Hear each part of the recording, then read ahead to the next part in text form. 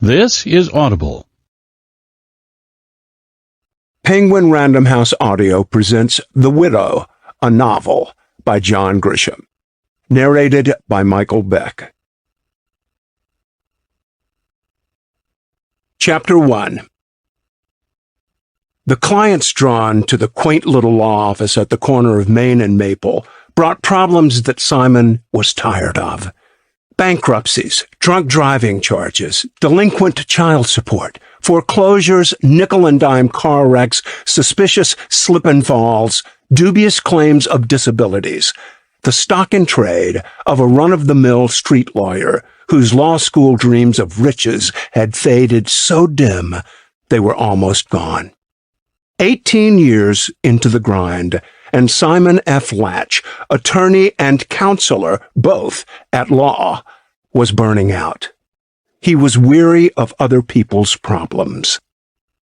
Occasionally, there was a break in the misery when an aging client needed some estate work, like an updated last will and testament. These were almost always uncomplicated matters that any first-year law student could handle, regardless of how somber Simon tried to make them. For only $250, he could write, or draft, as he preferred to say, a 3-page simple will, print it on heavy gold bond paper, get it notarized by his staff, and convey the impression that the client was executing something profound. The truth was, half of them didn't even need a will, regardless of how simple, though no lawyer in the history of American jurisprudence had ever said so to a paying client. It was also true that the $250 fee was a ripoff, because the Internet was filled with free simple wills that were just as binding.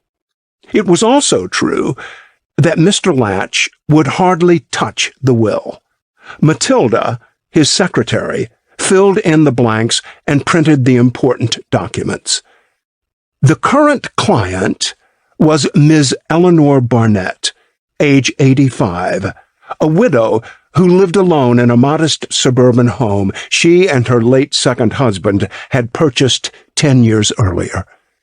She had no children, though Harry Corsack, her last husband, had 2 sons from a bad first marriage, and had tried for years to convince Eleanor, his beloved second wife, to adopt the pair for various reasons, none of which appealed to her, because, as she confided to Matilda during their lengthy second phone chat, she loathed the boys.